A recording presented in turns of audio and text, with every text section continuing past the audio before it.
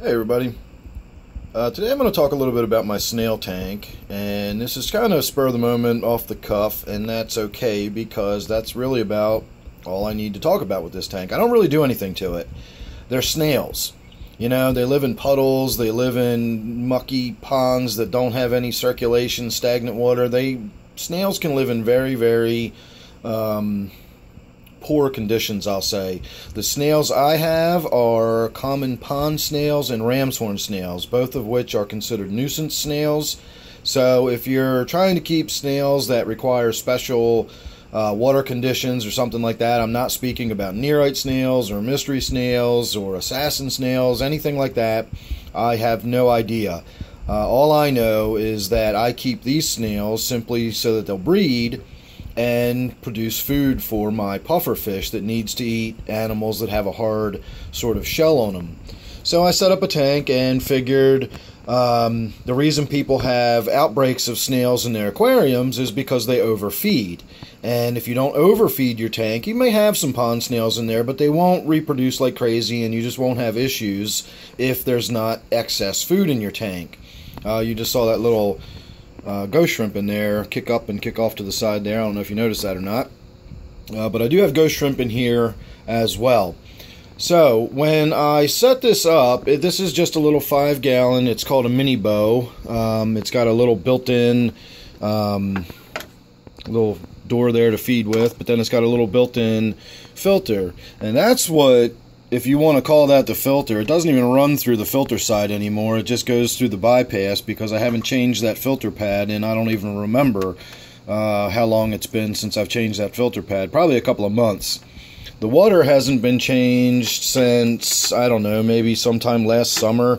I think I drew some of the water out of there and changed it. But the only reason I did that was to get rid of some of this mulm and waste that you see down there on the bottom.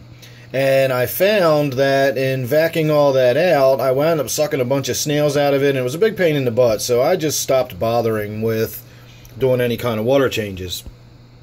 Now, about the water, I have very soft water.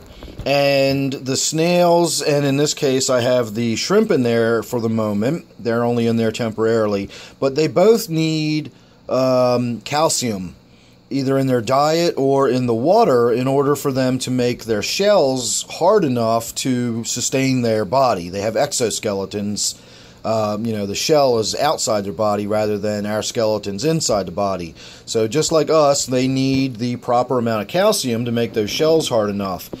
If you have city water or municipal water, then chances are you've got plenty of calcium in your water. Your water is hard enough to be just fine. You don't need any additives. If you've got hard water or well water and it's got, a decent amount of calcium in it, or it's got several degrees of hardness in it, you're probably still okay. I, however, run my water through a water softening system, so while I have sodium ions in my water, I don't have any calcium or magnesium in my water at all. This is not a big deal. It's very easy to fortify your water. You can simply put some baking soda in the water.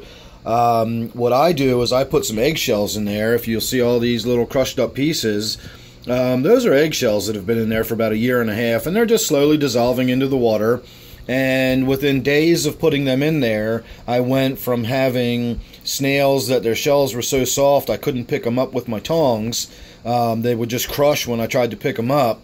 And within about a week of putting some eggshells in there, the shells were noticeably firmer.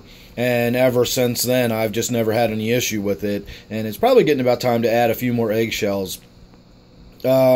I threw eggshells in there because I had them and they're convenient. I don't have any calcium-based rocks around here. I don't have any limestone or marble.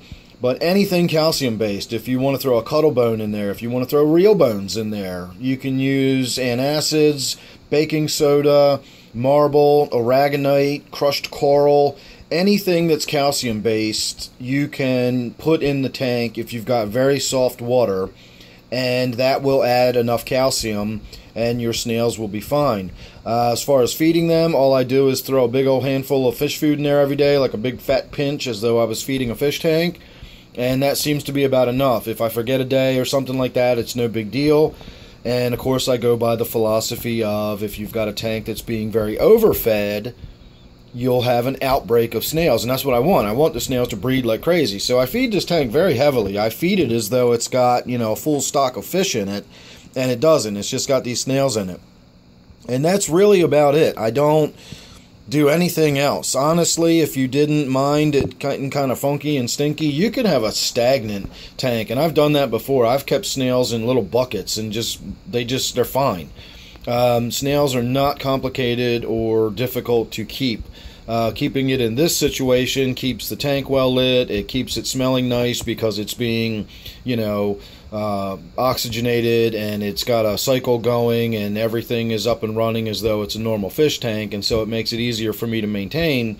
But I don't have to do anything to it. I don't do water changes to it. I don't do anything at all. I pick snails out when I need them, and I throw fish food in there every day, and other than that, I don't do anything at all to this tank.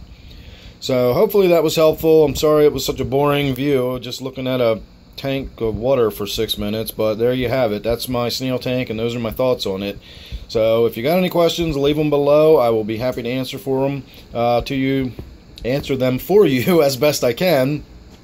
And thank you for watching this one, and hopefully I will see you real soon on the next one.